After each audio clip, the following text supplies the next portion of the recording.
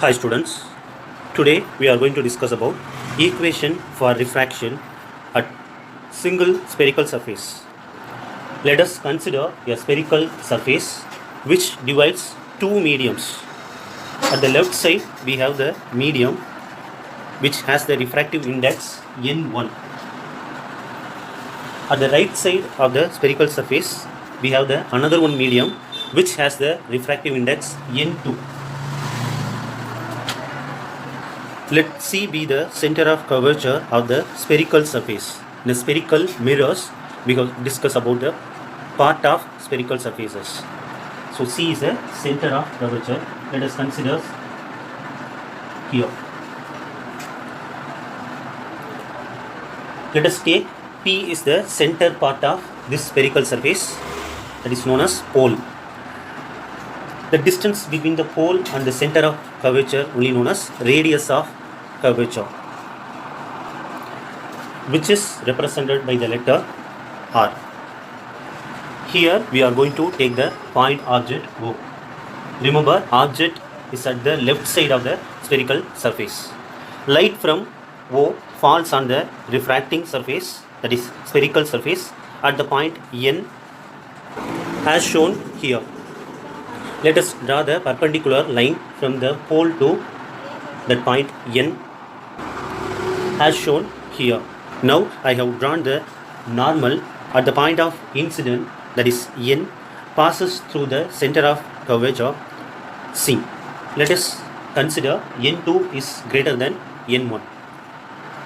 At the right side we have the denser medium, at the left side we have the rarer medium.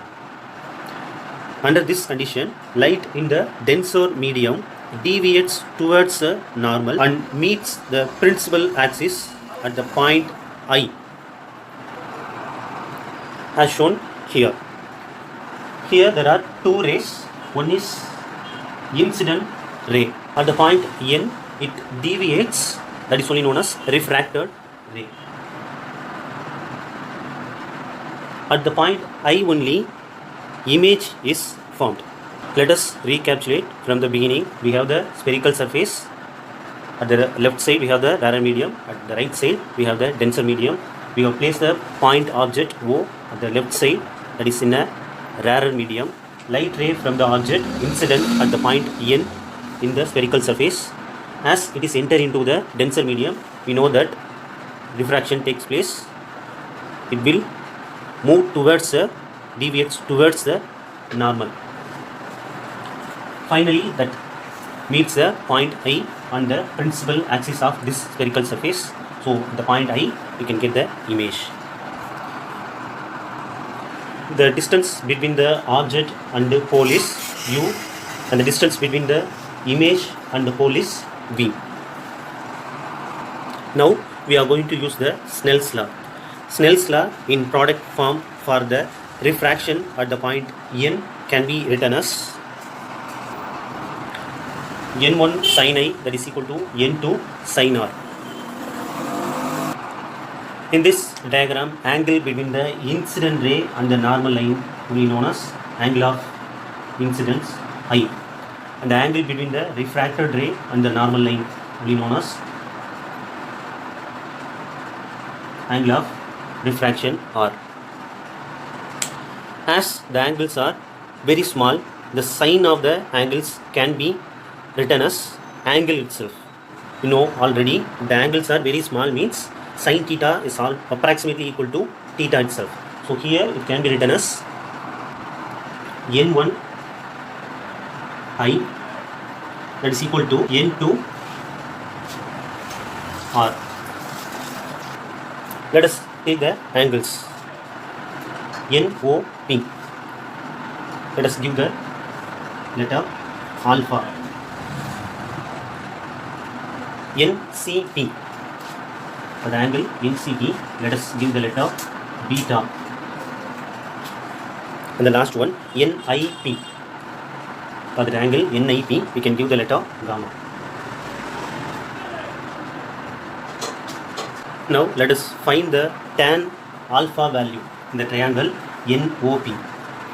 So tan alpha is equal to opposite side by adjacent side. Opposite side is PN. divided by PO. Next, we can find the value of tan beta. In the triangle NPC, we can find the tan beta value. Opposite side PN divided by adjacent side BC. So tan beta is equal to PN by PC. Let's take the triangle NPI. There you can find the tan gamma value, which is equal to PN by PI. So in a triangle NPI, opposite side is same PN and adjacent side is PI. As these angles are also very small, tan of angle can be approximately written as angle itself. So here tan can be removed and we can get the different angle values. Let us take the triangle ONC. Here I, angle of incidence, is the exterior angle. We know that already exterior angle is equal to sum of the opposite interior angles. So for this exterior angle, opposite interior angles are nothing but alpha and beta. So I, exterior angle, is equal to sum of the opposite interior angle. So alpha plus beta.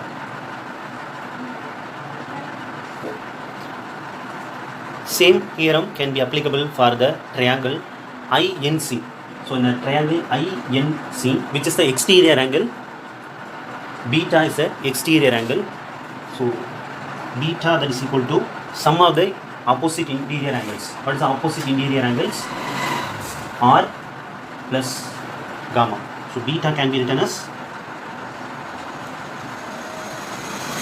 R plus gamma.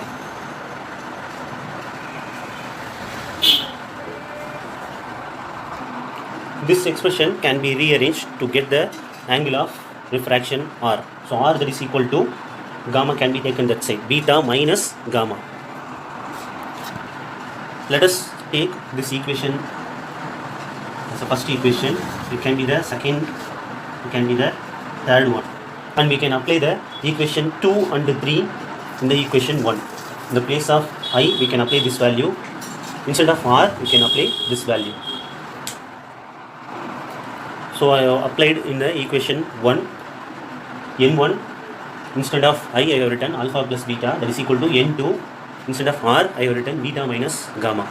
I have taken the N1 and N2 inside the bracket. Still we can rearrange that equation. So N1 beta can be taken that side and minus expression N2 gamma can be taken left side. So that can be written as shown here. So here beta is a common thing that can be taken outside. We can write N2 minus N1, N2 minus N1 beta. Already we have found the values of alpha, beta and gamma. These values can be substituted in this expression. What is the value of alpha? So N1, alpha value Tn by To plus N2. What is the value of gamma?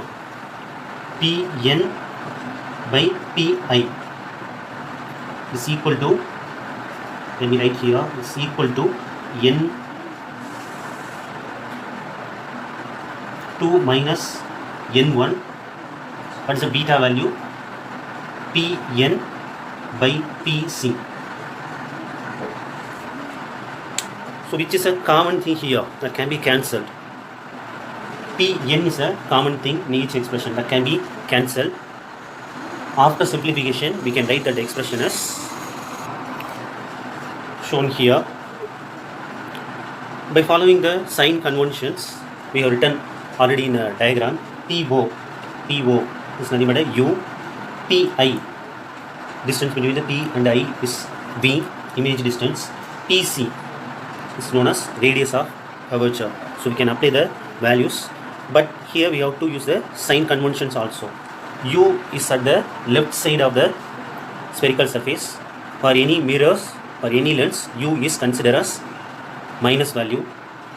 So here you can substitute minus U. For other values, they are at the right side only, we can use the positive value. So let me substitute the values. Here I have substituted the values. Here you can change the order. Negative value I have taken to second place. This equation gives the relation among the object distance u, image distance b, and the refractive indexes of two mediums, that is n1 and n2, and radius of curvature of the spherical surface. It holds good for any spherical surfaces. Let us imagine the first medium as air. We know that refractive index of air is 1. So now n1 can be taken as 1 itself, and the second medium with the refractive index n. So in a case we have taken that as a n2. But now if it is an air medium means it's equal to 1. So no need to write the numbers in a subscript. So merely you can write n itself. So this expression can be rewritten as n2 can be taken as n itself by v minus n1. If it is an air medium means we can write 1 divided by u, that is equal to what is the value of n2, n minus 1 divided by r. It is the equation for the refraction at single spherical surface. Using this equation only, we can derive the lens maker's formula and the lens equation. The next video we will discuss about the lens maker's formula and the lens equation. Thank you.